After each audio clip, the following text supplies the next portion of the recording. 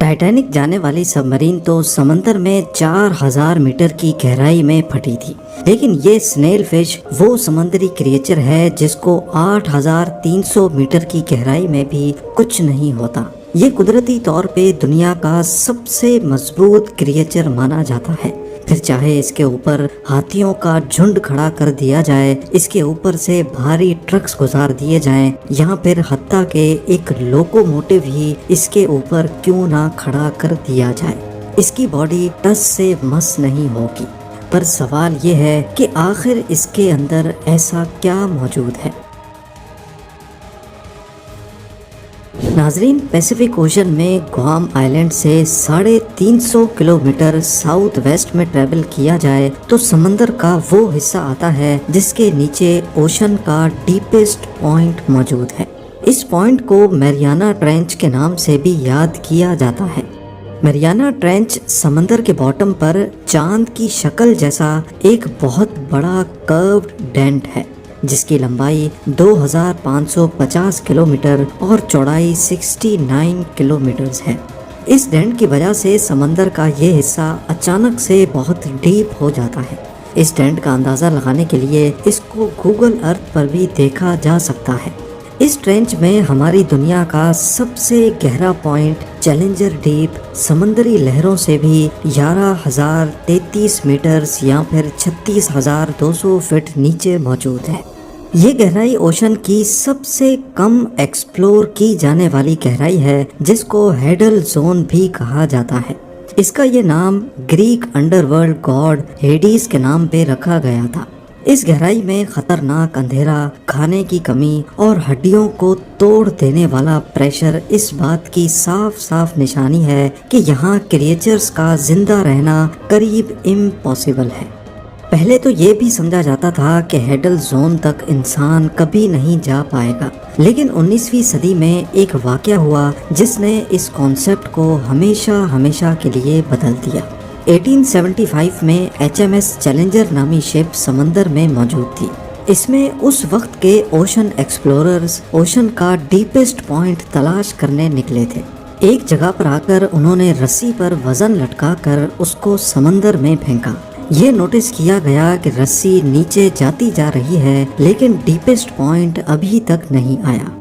ایسا پہلے کبھی نہیں ہوا تھا کہ ان کی رسی سمندر کے باٹم پر پہنچنے سے پہلے ہی ختم ہو گئی ہو۔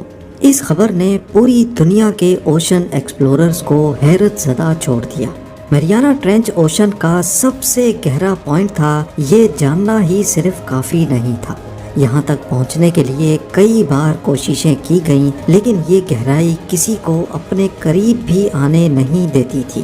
چیلنجر ڈیپ کی ڈسکوری کے 85 سالوں کے بعد 1960 میں 2 لوگوں نے یہاں تک جانے کی ہمت باندھی، جیک پیکارڈ اور نیوی لیوٹیننٹ ڈان والش۔ یہ کارنامہ انہوں نے ٹریسٹ نامی سبمرسیبل میں بیٹھ کر انجام دیا۔ ان کا یہ 5 گھنٹوں کا سفر ڈھیر سارے چیلنجز سے بھرا ہوا تھا۔ 5 گھنٹے صرف جانے کے اور بقایا 5 گھنٹے واپس اوپر آنے کے۔ اس گہرائی میں پانی کا پریشر سی لیول سے قریب 1000 ٹائمز زیادہ ہوتا ہے۔ ان کے سفر کے دوران سب مرین کی کھڑکی کا شیشہ کریک ہو گیا تھا جس کی وجہ سے چیلنجر ڈیپ پر وہ صرف 20 منٹ ہی گزار پائے اور پھر ان کو واپس اوپر آنا ہی پڑا۔ بے شک انہوں نے اس پوائنٹ پہ صرف تھوڑا سا وقت ہی گزارا تھا لیکن وہاں انہوں نے جو دیکھا اس نے سائنٹیفک کمیونٹی کو ہلا کر رکھ دیا۔ زندگی، جی ہاں، سمندر کی سطح سے 11000 میٹر نیچے وہ زندہ مچھلی کی ایک قسم دیکھ کر حیران رہ گئے۔ آپ کو یہاں بتاتے چلیں کہ چیلنجر ڈیپ اتنا گہرا ہے کہ اگر ماؤنٹ ایوریسٹ کو بھی وہاں رکھ دیا جائے پھر بھی اس کی پیک سمندر کی سطح سے 2 کلومیٹر اندر ہی ہوگی۔ یہاں پانی کا پریشر قریب 16,000 PSI ہوتا ہے، یعنی صرف 1 اسکوائر انچ کے ایریا پر پڑنے والا وزن 7250 kg۔ خیر وقت کی کمی کی وجہ سے ان کو چیلنجر ڈیپ سے فوراً نکلنا پڑا، لیکن اس ٹرپ نے اوشن ایکسپلوررز اور بایولوجسٹ کے لیے ایک بہت بڑی مسٹری کھڑی کر دی۔ آخر ہیڈل زون میں زندگی ممکن کیسے ہے؟ जहाँ ना ऑक्सीजन है ना सूरज की रोशनी। समंदर की इस गहराई में जाकर रिसर्च करना एक इम्पॉसिबल टास्क होता है। इसीलिए 1996 में जापान ने एक रोबोटिक सबमर्सिबल काइको के नाम से तैयार की।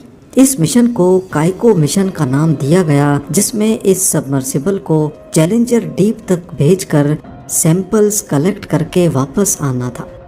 काइको ने ओशन फ्लोर के कुछ सैंपल्स कलेक्ट किए, जिनको जब टेस्ट किया गया तो मालूम पड़ा कि समंदर का बॉटम अजीब किस्म के बैक्टीरिया से भरा हुआ है।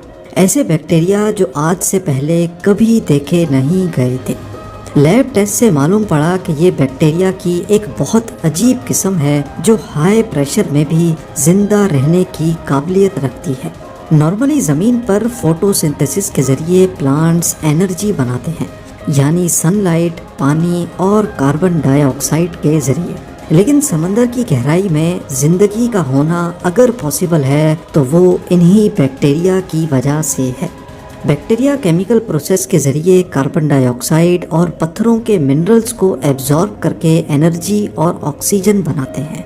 इस प्रोसेस को कीमोसिंथेसिस कहा जाता है। ये नोटिस किया गया कि इन बैक्टीरिया की वजह से बनने वाली एनर्जी समंदर की इस गहराई में मौजूद दूसरे क्रिएचर्स के लिए मेन एनर्जी सोर्स का बायस बनती है। ये एविडेंस इस बात को साबित करने के लिए काफ़ी था कि हैडल जोन में ज़िंदगी वाकई में मुमकिन है।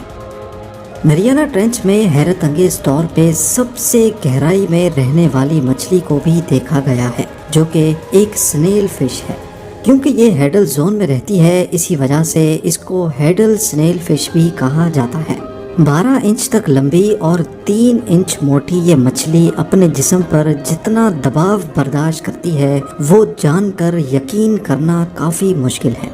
इस मछली की बॉडी का एरिया करीब 25 स्क्वायर इंच होता है और इस गहराई में प्रेशर 16,000 PSI, यानी कैलकुलेशंस के हिसाब से हैडल स्नेल फिश अपनी पूरी बॉडी पर हर वक्त 1,70,000 kg का वजन बर्दाश्त कर रही होती है। जी हाँ, रेफरेंस के लिए आपको बताते चलें कि एक बोइंग 777 का एम्प्टी वेट 1,68,000 kg होता है और एक एवरेज लोकोमोटिव का वजन 1.5 लाख kg। ये किसी चमत्कार से कम नहीं है कि इतनी छोटी सी मछली इतना ज़्यादा वज़न झेल सकती है। पर इसकी वजह क्या है, बदकिस्मती से ये साइंटिफिक कम्युनिटी को आज तक सही से मालूम नहीं पड़ सका। असल में वहाँ जाकर रिसर्च करना पॉसिबल नहीं है, और अगर इस स्नेल फिश को या दूसरे डीप सी क्रिएचर्स को समंदर से निकाल कर लाया जाए तो वो प्रेशर की कमी की वजह से फट जाते हैं। चंद साइंटिफिक रिसर्च से मालूम पड़ा है कि जो मछलियाँ सरफेस पे रहती हैं उनके अंदर एक स्विम ब्लैडर होता है। इस स्विम ब्लैडर में हवा भरी होती है, जिसकी वजह से वो ज़्यादा डीप नहीं जा पाती। लेकिन डीप सी क्रिएचर्स के अंदर ये स्विम ब्लैडर नहीं होता, और यही वजह है कि वो गहराई में आसानी से जा सकती हैं। इसके अलावा रिसेंट डिस्कवरी से मालूम पड़ा है कि तमाम समंदरी मखलूक के अंदर पाइजोलाइट्स नामी एक ऑर्गेनिक मॉलिक्यूल होता है। ये मॉलिक्यूल मेम्ब्रेन्स और प्रोटीन को क्रश होने से बचाता है। साइंसदानों को स्नेल फिश के अंदर पाइजोलाइट्स की बहुत ज़्यादा क्वांटिटी देखने को मिली, पर अभी तक ये मालूम नहीं पड़ सका कि ये पाइजोलाइट्स आखिर प्रोटीन और मेम्ब्रेन्स को क्रश होने से कैसे बचाता है।